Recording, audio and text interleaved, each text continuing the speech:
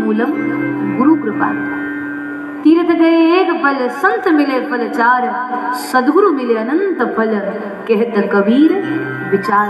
ये सारी पंक्तियां, ये सारी रचनाएं, ये सारे श्लोक इसी बात की ओर बार बार संकेत करते हैं कि गोविंद और गुरु में अगर कभी ऐसी घटना आ जाए कि गुरु भी हो और गोविंद भी हो, तो सबसे पहला प्रणाम गुरु को किया जाए, क्योंकि परमात्मा खजाना है पर उस खजाने की चाबी सदगुरु है। अगर एक बार चाबी हाथ में लग जाए ना, तो खजाना तो खुलता रहेगा, खजाना तो मिलता रहेगा। इसलिए बड़ी अद्भुत महिमा श्री सदगुरु सरकार की। इसलिए रघुनंदन गुरुकुल में गए, गुरु गृह गए पठन रघुराई, अल्पकाल विद्या सब आई। भगवान राम विद्या प्राप्ति के लिए गुरुकुल में गए, और जैसे हम कह रहे थे, दर्शन कर रहे थे कि हमारे यहाँ बड़ी प्राचीन पद्धति रही, हमारे यहाँ गुरुकुल पद्धति रही। और गुरुकुलों में क्या होता था, बाल्यावस्था में ही 8-9 वर्ष की उम्र में उपनयन संस्कार हो जाता था, बच्चों को गुरुजनों को समर्पित कर देते थे। और उस उम्र में जहाँ गीली मिट्टी होती है, उस समय आकार देने के लिए, उनके जीवन को सही दिशा देने के लिए हमारे यहाँ बच्चों को गुरुकुल में भेजा जाता था। और गुरुकुल में क्या होता था, वहाँ पर 64 विद्याएं सिखाई जाती थी, जिसमें धनुर्विद्या आती थी, पाक विद्या आ जाती थी, उसके बाद आरोग्य के प्रति, औषधियों के प्रति, भोजन के प्रति, बाकी बहुत प्रकार की विद्याएं उसमें सिखाई जाती थी। और बच्चों का सर्वांगीण विकास गुरुकुलों में किया जाता था। बच्चे सेवा करते थे, सिमरन करते थे, गुरुजनों की आज्ञा का पालन करते थे, गुरुजनों का सम्मान करते थे, यज्ञ करते थे, प्रकृति के साथ समन्वय बनाते थे। उसमें राजा का बेटा, अन्य साधारण परिवार का बेटा सब एक साथ रहते थे, एक जमीन पर बैठ करके विद्या प्राप्त करते थे, तो उनमें समता का भाव आ जाता था। भोजन पाने से पहले भोजन की सेवा देते थे, यानी सेवा करना वो सीख जाते थे। इसलिए हमारे यहाँ गुरुकुल पद्धति बड़ी अद्भुत पद्धति है। लेकिन बड़ा दुर्भाग्य रहा हम सभी का कि वो गुरुकुल पद्धति आज हमारे भारतवर्ष में उतनी मात्रा में नहीं थी जितनी उस समय में थी, उस दौर में थी। आपको पता है, हमारे गुरुकुल पद्धति में, हमारे गुरुकुलों में संस्कृत में बच्चों को पढ़ाया जाता था, सिखाया जाता था। तक्षशिला नाम का सबसे बड़ा गुरुकुल, सबसे बड़ा विश्वविद्यालय था। कहते वहां पर इतना ग्रंथ संग्रहालय, इतना वाङ्मय, इतने पुस्तक, इतनी किताबें, इतने ग्रंथ थे कि जब अंग्रेज भारत छोड़ करके गए ना, तो बहुत सारे ग्रंथ अपने साथ लेकर के चले गए। और जिन ग्रंथों को वो नहीं ले जा सके, उन ग्रंथों को उन्होंने यही भारत में ही जला दिया। तक्षशिला को उन्होंने पूरी तरह से विध्वंस कर दिया, खत्म कर दिया। ऐसा सुना है अनुभवी लोगों से कि जब अंग्रेज भारत छोड़ करके गए और उन्होंने तक्षशिला उस विश्वविद्यालय को जलाया, तो वो उसमें रखी हुई किताबें जब जलाई गई तो कितने समय तक जली होगी? हमने सुना है 6 महीने तक।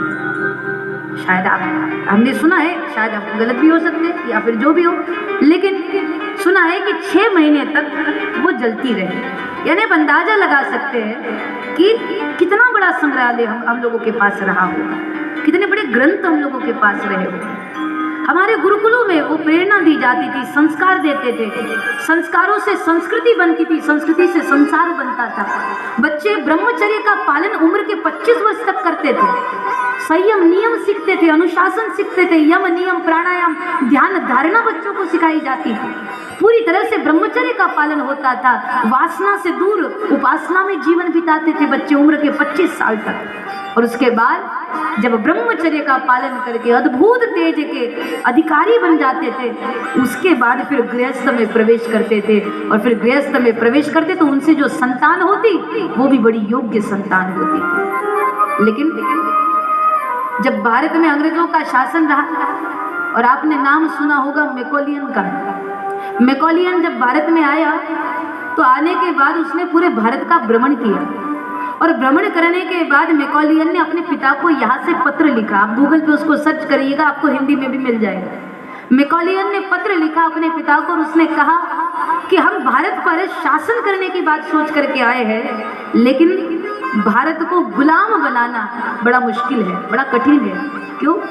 क्योंकि भारत की जो शिक्षा पद्धति है वो इतनी अद्भुत है भारत की शिक्षा पद्धति के चलते भारत को कोई भी देश कभी भी गुलाम नहीं बना सकता।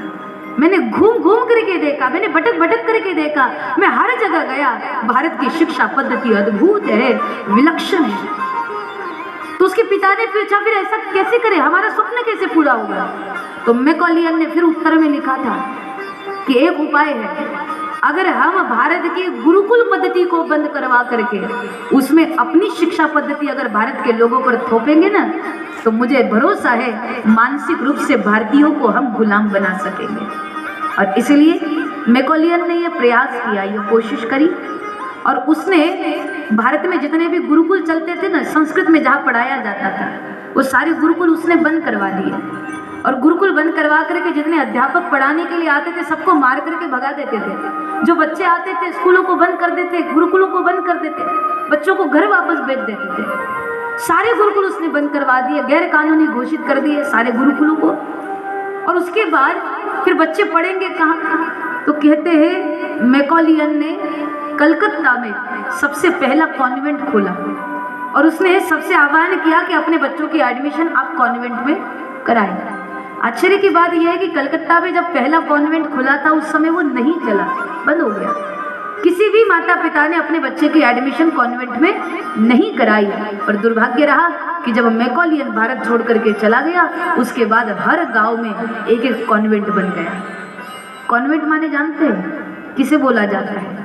यूरोप में जितने अनाथ बच्चे होते हैं ना, जिनका कोई नहीं होता, जिनको चर्च के बाहर छोड़ दिया, सड़क के किनारे छोड़ दिया, जिनके कोई नहीं होते, ऐसे बच्चों को वहाँ लाया जाता है, उनकी देखभाल की जाती है, उनका लालन पालन किया जाता है। और अनाथ बच्चों की जहाँ देखभाल की जाती है, यूरोप में उस जगह को कॉन्वेंट कहा जाता है।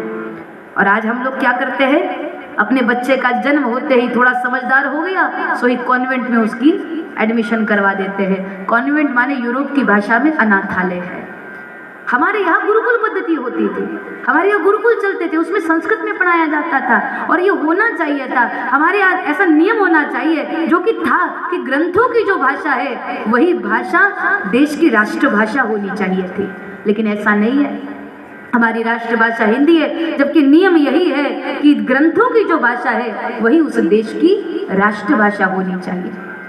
लोग कहते हैं आज कॉन्वेंट में बच्चों की एडमिशन करवा देते हैं, और लोगों की ऐसी मानसिकता है कि अगर कॉन्वेंट में पढ़ाएंगे तो बच्चे बड़ी अच्छी अंग्रेजी बोलेंगे, फराटेदार अंग्रेजी बोलेंगे।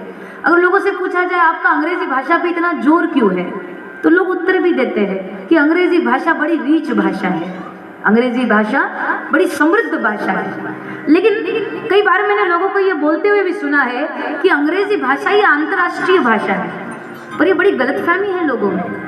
अंग्रेजी भाषा अंतर्राष्ट्रीय भाषा नहीं है। इस विश्व में 200 देश है और 200 देशों में से मात्र 18 देशों में अंग्रेजी चलती है, बाकी के सारे देशों में उनकी अपनी मातृभाषा चलती है। तो आप अंदाजा लगाइए 200 देशों में से मात्र 18 देशों में जब अंग्रेजी चलती है तो वो अंग्रेजी राष्ट्रभाषा अंतर्राष्ट्रीय भाषा कैसे हो सकती है? अगर 200 में से 150 देशों में अगर अंग्रेजी चलती होती तो हम लोग मान भी लेते कि अंतर्राष्ट्रीय भाषा है, लेकिन सिर्फ 18 देशों में चलती है और बाकी देशों में उनकी अपनी मातृभाषा चलती है, तो अंग्रेजी अंतर्राष्ट्रीय भाषा कैसे हो सकती है? इसलिए गलतफहमी हटा दीजिए, बाकी सभी देशों में उनकी अपनी मातृभाषा चलती है। और लोगों में गलतफहमी है कि अंग्रेजी ये बड़ी रीच लैंग्वेज है, बड़ी समृद्ध भाषा है। पर माफ करिए, आपको सुनने में थोड़ा अटपटा लगेगा, लेकिन अंग्रेजी भाषा ये सबसे कमजोर भाषा है। यानी सबसे कम शब्दकोश अगर किसी भाषा के पास है, किसी लैंग्वेज के पास है, तो वो अंग्रेजी है। अंग्रेजी में कुल मिलाकर के मात्र 12,000 शब्द हैं। कितने? 12,000। अंग्रेजी में मात्र 12,000 शब्द है। मराठी में 44,000 शब्द है। कितने? 44,000। और वही हिंदी में 75,000 शब्दकोश है। और संस्कृत में, अंग्रेजी में कितने हैं? 12,000। मराठी में, हिंदी में 75,000। और आपको आश्चर्य लगेगा संस्कृत में 1.5 लाख के आसपास शब्दकोश है। यानी सबसे समृद्ध भाषा कौन सी भाषा है? संस्कृत भाषा है। सबसे रीच भाषा कौन सी है? संस्कृत है। और वो संस्कृत देव भाषा पूरे विश्व को दी किसने है? हमारे भारत देश ने दी है। यानी सबसे समृद्ध भाषा हम भारतीयों के पास है। तो फिर हम क्यों दूसरों की नकल करते हैं? हम ये नहीं कहते कि आप अंग्रेजी बोलना छोड़ दीजिए, सीखना छोड़ दीजिए। जरूरत है तो सीखिए, लेकिन अगर अंग्रेजी नहीं आती तो उस बात की ग्लानि मत करिए कि हमको अंग्रेजी नहीं आती। उस बात पर ये मत सोचिए कि हमको अंग्रेजी नहीं आती। आती है, ठीक है, लेकिन जितना प्रयास अंग्रेजी सीखने में करते हो ना, उससे थोड़ा प्रयास संस्कृत सीखने का करिए, तो आपको बहुत बड़ी विरासत मिल जाएंगी। क्योंकि हमारे सारे अद्भुत ग्रंथ सब संस्कृत भाषा में आते हैं। महाराज, संस्कृत बड़ी अद्भुत भाषा है। इसलिए मेरा निवेदन है, संस्कृत भाषा को आप महत्व दें। अपने बच्चों को पढ़ाए, गीता जी का पाठ कराए, 12वां अध्याय बच्चों को पढ़ने के लिए बोले।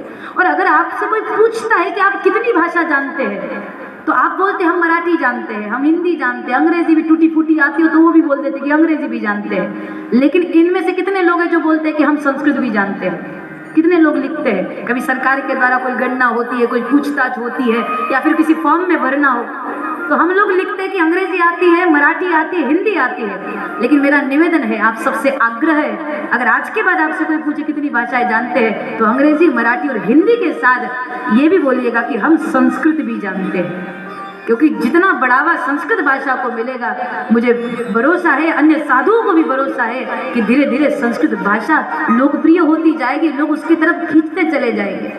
इसलिए अगर आपसे कोई पूछे कितनी भाषाएं जानते, तो कहना कि हम संस्कृत भी जानते हैं। वैसे आप लोग जानते हैं संस्कृत, आप बोलते हैं संस्कृत। जैसे गुरुर ब्रह्मा गुरुर विष्णु गुरुर्देवो महेश्वरः गुरुर साक्षात परब्रह्म तस्मै श्री गुरुवे नमः। क्या है? क्या है? संस्कृत है। कर्पूर गौरम करुणावतारम संसार सारम भुजगेंद्रारम। क्या है? संस्कृत है।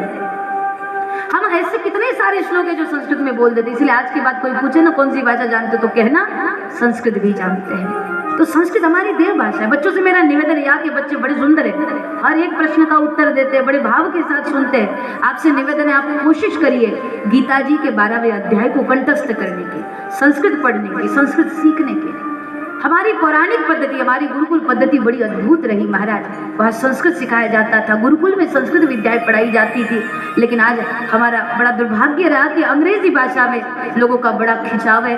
और बच्चे जब कॉन्वेंट में पढ़ते हैं ना, तो कॉन्वेंट में पढ़ने के बाद, अंग्रेजी शिक्षा प्राप्त करने के बाद, आश्चर्य की बात यह है कि बच्चे सबसे ज्यादा गालियाँ माँ बाप को देते हैं, अपने गाँव को देते हैं, अपनी संस्कृति को देते हैं। अंग्रेजी शिक्षा पद्धति को जब लोग लेते हैं ना, बच्चे सीखते हैं ना, तो सबसे ज्यादा गालियाँ अपने माँ बाप को देते हैं। कैसे? मम्मी और डैडी बोल करके। ये गाली तो है। मम्मी माने क्या? मरे हुए शवों को जहाँ पर इकट्ठा किया जाता है, रखा जाता है पेटी में, उसको बोला जाता है मम्मी। और डैडी माने जो डेड हो गया, मर गया, उसको बोलते हैं डैडी। तो क्या ये गाली नहीं है? हमारे यहाँ मम्मी पापा बोला जाता है क्या? मॉम डैड बोला जाता है क्या? नहीं, हमारे यहाँ क्या बोला जाता है? हाँ?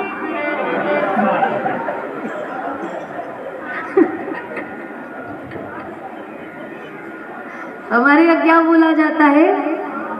माँ बोला जाता है। मराठी में क्या बोलते हैं? आई। कितना सुंदर शब्द है ना, आई।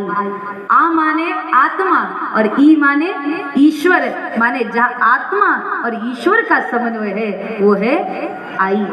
और माँ बोलते हैं। माँ कितना सुंदर शब्द है ना, जब बोलते हैं एकदम ममत्व जाग जाता है।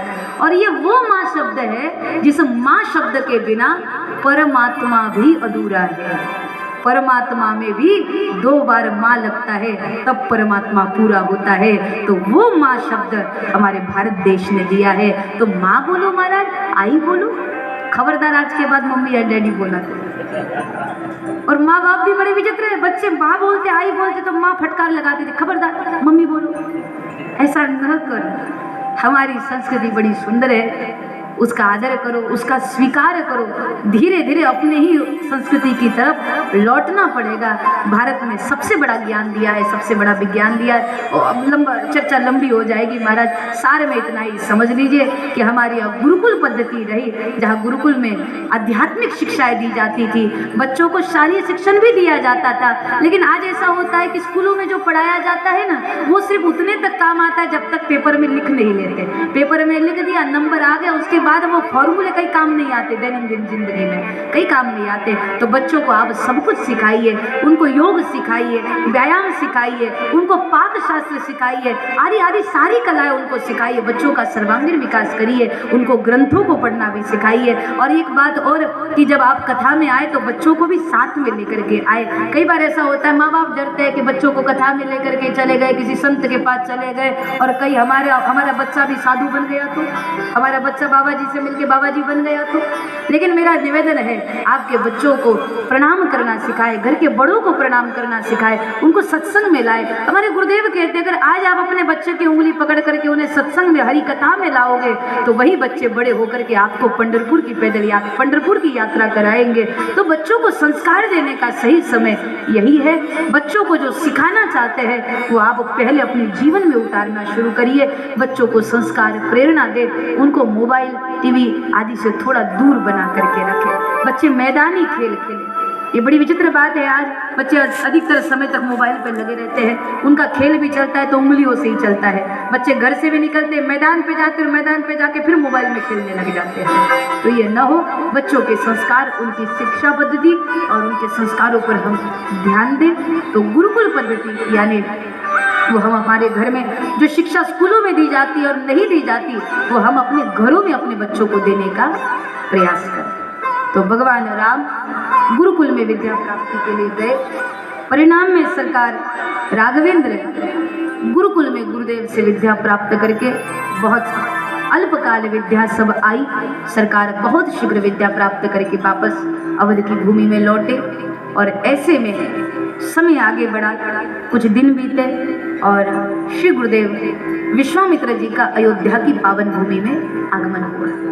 गुरुदेव के आगमन पर श्री दशरथ जी महाराज जी ने खूब प्रेम से उनका स्वागत किया। सेवक सदन स्वामी आगमनु, मंगल मूल अमंगल दमनु। संतों के स्वागत पर अवधेश ने अपने पूरे परिवार को उपस्थित कर दिया और विश्वामित्र जी को सुंदर आसन दिया, यानी आदर दिया। गुरुदेव ने जैसे ही दशरथ जी महाराज जी ने विश्वामित्र जी का स्वागत किया, पूरे परिवार सहित प्रणाम किया और निवेदन किया कि गुरुदेव, मेरे योग्य कोई कार्य होता तो आप मुझे आश्रम बुला लेते, लेकिन आज आप स्वयं चल करके यहाँ पधारे, इसका मतलब यही है कि मेरा भाग्योदय होने वाला है। अब पधारे, बड़ी कृपा करी आपने, एक और कृपा करें, हमको सेवा का अवसर दें, हम क्या करें आपके लिए। विश्वामित्र जी ने अपना भाव प्रस्तुत किया कि अनुज समेत देव रघुनाथ था, अपने किसी अनुज बालक के साथ आप अपने पुत्र राम को मेरे साथ जाने की आज्ञा देते। अवधेश इस बात से बड़े दुखी हुए। अवधेश ने विनती करी कि गुरुदेव, आपने सोच विचार करके नहीं मांगा। आप जानते हैं, पूरी अयोध्या जानती है कि मैंने चौथी अवस्था में राम को प्राप्त किया है। चारों बेटा मेरे लिए प्राणों के समान प्रिय है और ऐसे में राम तो मेरे जीवन का आधार है।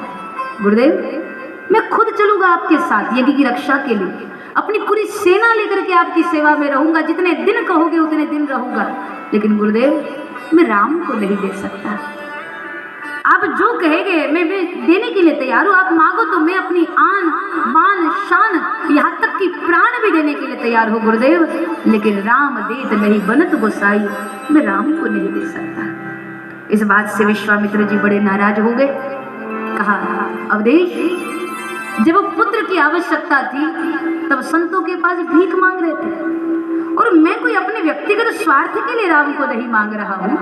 नाम विश्वामित्र है, विश्व कल्याण की भावना से तुम्हारे दर पर आया हूँ, और मैं राम को चाहता हूँ तो अपने स्वार्थ के लिए नहीं, यज्ञ की रक्षा के लिए राम को मैं चाहता हूँ।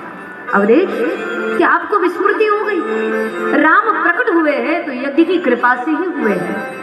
यज्ञ से प्रसाद न मिला होता, रानियां गर्भवती न हुई होती और राम का प्राकट्य न हुआ होता। यज्ञ की कृपा से राम मिले हैं और आज उसी यज्ञ की रक्षा करनी है तो राम को देने से मना कर रहे हो। मोह त्यागो, अवधेश राम को मेरे साथ जाने की आज्ञा दे दो। विश्वामित्र जी ने बार बार आदेश करा। अंत में गुरुदेव को भी बोलना पड़ा, अवधेश राम को जाने की अनुमति दे दो, क्योंकि राम अगर विश्वामित्र जी के साथ जाएंगे तो श्री संपन्न होकर के वापस लौटेंगे, शक्ति संपन्न होकर के वापस लौटेंगे। गुरुदेव इस बात को जानते थे कि विश्वामित्र जी ले तो जाएंगे 2 को पर वापस लाएंगे 4 को, क्योंकि जब जाएंगे तो भगवती सीता जी के साथ ब्याह करा करके लाएंगे। तो राम को शक्ति संपन्न बनाने के लिए विश्वामित्र जी ले जा रहे हैं, सीता संपन्न बनाने के लिए ले जा रहे हैं। इसलिए राजन राम को जाने की आज्ञा देते हैं। अपूर्वतम भाव के साथ संतों का आदेश और गुरुदेव की आज्ञा। अवधेश ने रघुनंदन से कहा कि पुत्र राम विश्वामित्र जी के साथ अपनी यात्रा आरंभ करो।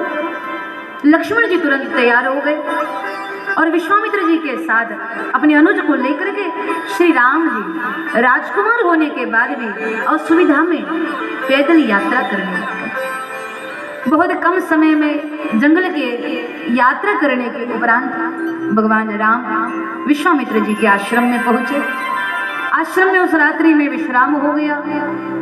गुरुदेव ने कहा कि रघुनंदन कल सुबह के सूर्य की पहली किरण के साथ हम यज्ञ को आरंभ करेंगे। रघुनंदन ने कहा कि आप गुरुदेव यज्ञ प्रारंभ करें, आगे जिम्मेदारी हमारी होगी। यज्ञ प्रारंभ हुआ और भगवान राम स्वयं यज्ञ की रक्षा के लिए हाथ में धनुष्य बाण लेकर के खड़े हो गए। ये कितनी बड़ी बात है कि यज्ञ की रक्षा के लिए राम स्वयं खड़े हैं। इसका मतलब यज्ञ कोई साधारण कर्म नहीं है। यज्ञ है प्रिय मोक्षदाता, यज्ञ शक्ति अनूप है। यज्ञ में यह विश्व है, विश्व यज्ञ स्वरूप है। यज्ञ करना यज्ञ की रक्षा करना ये सबका दायित्व है महाराज। इसलिए मेरा हर व्यासपीठ से निवेदन होता है कि हर गृहस्थियों को अपने घरों में भी यज्ञ करना चाहिए। अधिकतर लोगों की मानसिकता यही होती है कि यज्ञ करना ये ब्राह्मण देवताओं का कार्य है, सन्यासियों का काम है, लेकिन यज्ञ गृहस्थियों को भी करना चाहिए। यज्ञ में आहुति सबको देनी चाहिए। क्यों देनी चाहिए? देखो, हम लोग 16 प्रकार से हवामान को गंदा करते हैं। इंसान 16 प्रकार से हवामान को दूषित करता है। कैसे? हमारे पूरे शरीर से मल निकलता है, आँख से मल निकलता है, कान में भी मल होता है, कान से भी मल निकलता है। वही आप देखो सुबह सुबह लार टपकती है, यानी मुंह से भी मल निकलता है। शरीर से अपार पसीना निकलता है, यानी मल निकलता है। जुकाम हो जाए तो नाक से भी मल निकलता है। शरीर से भी मलमूत्र का विसर्जन करते हैं। तो इस प्रकार से इंसान 16 प्रकार से प्रकृति को गंदा करता है।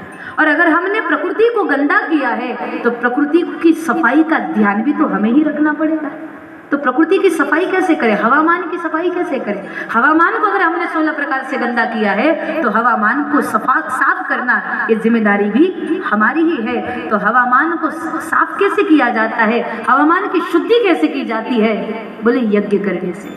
क्योंकि यज्ञ में हम गोरी के कंडे जलाते हैं, कपूर जलाते हैं, पवित्र वृक्षों को हम जलाते हैं, उसमें उसकी शाखाओं को जलाते हैं। और ऐसे में जब घी की आहुति हम उसमें देते हैं तो ऐसी मान्यता है, विज्ञान भी इस बात को मानता है कि अगर आप कुछ ग्राम घी जला देते हैं तो उससे कई मात्रा में ऑक्सीजन की शुद्धि हो जाती है। अगर आप कुछ ग्राम घी जला देते हैं तो ऐसे में 24 लोगों को 10 लोगों को 24 घंटे तक वो ऑक्सीजन चल सके, इतनी अधिक मात्रा में ऑक्सीजन का निर्माण होता है, हवामान की शुद्धि हो जाती है। इसीलिए यज्ञ भी सबने करना चाहिए, आहुतियाँ सबने देनी चाहिए।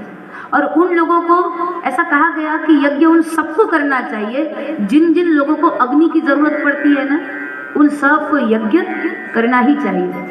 अब दुनिया में ऐसा कौन होगा जिसको अग्नि की जरूरत न पड़ती होगी? सुबह उठने के बाद बिस्तर पर लेटे लेटे ही चाय मांगने वाले लोगों को तो पहले आहुति देनी चाहिए, क्योंकि चाय तो बिना अग्नि के बनती नहीं है, रसोई भी बिना अग्नि के बनती नहीं है। तो अग्नि की जरूरत सबको पड़ती है, इसलिए अग्नि में यानी यज्ञ में आहुतियाँ सबको देनी चाहिए। ज्यादा कुछ नहीं करना। अगर विधि विधान से आप ब्राह्मण देवता को बुला के कर सकते तो बहुत बढ़िया बात, अगर नहीं कर सकते तो छोटा सा घर पूर्णिमा या अमावस्या के दिन कर लिया करो, नवरात्रि में कर लिया करो, 10 दिन गणपति महाराज जी बैठे उस शुभ मुहूर्त पर कर लिया करो, मौका ढूंढा करो और घर में एकाध यज्ञ कर लिया करो। देखो, हम घर को सुंदर बनाने के लिए घर में सामान भरते हैं, फर्नीचर लगाते हैं, कर्टन वर्टन बदल देते हैं, चदरें नहीं लगा देते हैं, घर को सुंदर बनाने के लिए हमने बहुत कुछ किया, लेकिन घर को चार्ज करने के लिए हमने क्या किया? तो यज्ञ से आपका घर चार्ज हो जाता है। इसीलिए अमावस्या या पूर्णिमा के दिन अपने घर में यज्ञ जरूर करना चाहिए। मुझे भरोसा है मेरी सिवनी की सारी माताएं अब आगे से यज्ञ करेगी, हाँ या ना? तो कुछ बोली नहीं महाराज। यज्ञ करने के लिए ज्यादा कुछ नहीं लगता। देखो, आपके घर में मिट्टी का पात्र है, मिट्टी का वो बड़ा दिया होता है ना जो नवरात्रि में जिसमें हम जोत जलाते हैं, सबके घर में मिट्टी का पात्र है। गोबरी के कंडे है, गोबरी बोलते हैं ना, गोरी के कंडे सबके घर है, घी है, बाती है, कपूर है, अरे हाँ या ना बोलो ना, है, माचिस की सलाई है, अब सब है। तो इसके अलावा लगता क्या है महाराज? अच्छा, कटोरी चम्मच है, हाँ तो बस हो गया। तो एक मिट्टी के बर्तन में कुछ गोरी के कंडे रख दे, उसमें घी से भिगो करके बाती रख दे, कुछ कपूर रख दे और एक कटोरी में घी थोड़ा सा आप गर्म कर ले। अगर सामग्री हो तो बहुत बढ़िया, नहीं है तो घी की 11 आहुति आप उसमें दे दे। मंत्र आता है, गुरु मंत्र आता है तो बहुत बढ़िया।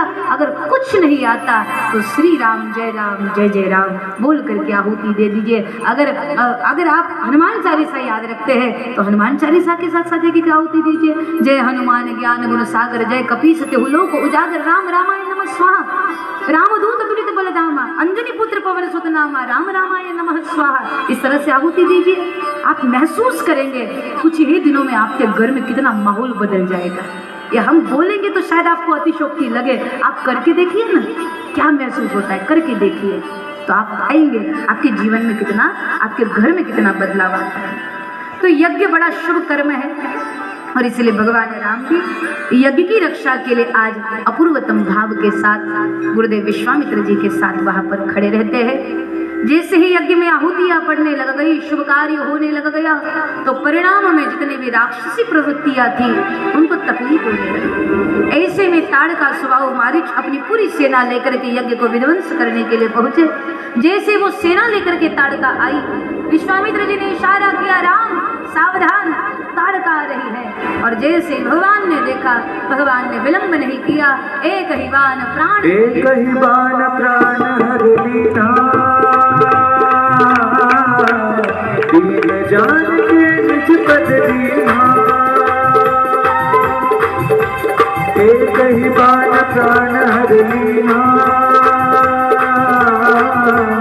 दीन जान के निज पद दीना, एक ही बार प्राण हर लीना, दीन जान के निज पद दीना। राम सिया राम जय जय राम, राम सिया राम जय जय राम, जय जय राम। एक ही बाण प्राण हरि लीना, दीन जानते ही निज पद दीना। हालांकि ताड़का इतने जल्दी नहीं मरी थी जितनी जल्दी हम लोगों ने मार दी, पर समय बहुत कम है ना, इसीलिए तो ताड़का मर गई। स्वभाव को भी भगवान ने उचित दंड दिया और स्वभाव को भी भगवान ने मोक्ष दे दिया और मारीच को भगवान ने उचित दंड दिया, उसको मारा नहीं, क्योंकि आगे उसके द्वारा और कुछ कार्य बाकी था, कथा आप जानते हैं। और ऐसे में ताड़का स्वभाव को वध कर मारीच को उचित दंड देकर भगवान राम यज्ञ की रक्षा करते हैं। यहाँ विश्वामित्र जी का, ऋषियों का यज्ञ पूरा हो गया। परिणाम में विश्वामित्र जी को चाहिए था राम को यज्ञ की रक्षा के लिए लाए हैं, यज्ञ पूरा हो गया तो वापस अयोध्या छोड़ दे। लेकिन गुरुदेव अवसर जान करके राघवेंद्र सरकार से कहते हैं, राम आप यज्ञ की रक्षा के लिए चले हो, एक यज्ञ आपने पूरा कर दिया, ऋषियों का यज्ञ आपने पूरा कर दिया, एक और यज्ञ है धनुष यज्ञ। राम चाहो तो आप धनुष यज्ञ के लिए हमारे साथ जनकपुर की भूमि में चल सकते हो। और जैसे ही धनुष यज्ञ की बात सुनी भगवान राम बड़े प्रसन्न हो गए। और बाबा तुलसी जी उस समय वहां पर लिखते हैं कि धनुष यज्ञ की बात सुन करके भगवान राम वहां से विश्वामित्र जी के साथ चल पड़े जनक नगरी की ओर। यह मानस में 3 नगरियों का वर्णन आता है, अयोध्या, मिथिला और लंका, और तीनों की अपनी अपनी विशेषता है। विशेषता ये है कि लंका में सब दुर्जन ही दुर्जन है, एक सज्जन है, नाम है उनका विभीषण जी। अयोध्या में सब सज्जन ही सज्जन है, एक दुर्जन है। कौन? सो गए क्या? कौन? मंथरा, नाम मंथरा मंदमती। लंका में सब दुर्जन है, एक सज्जन है विभीषण जी। अयोध्या में सब सज्जन है, एक दुर्जन है मंथरा। लेकिन मिथिला की यह विशेषता है, न कोई सज्जन है न कोई दुर्जन है, ये तो पूरी की पूरी नगरी संतों से भरी हुई है, क्योंकि यहाँ महारानी भगवती का प्रादुर्भाव हुआ है। तो ये मिथिला की पावन भूमि है, जिस भूमि की ओर भगवान राम यात्रा करते हैं। लेकिन उसके पहले बाबा तुलसी जी थोड़ा दर्शन कराते हैं। जग मंगल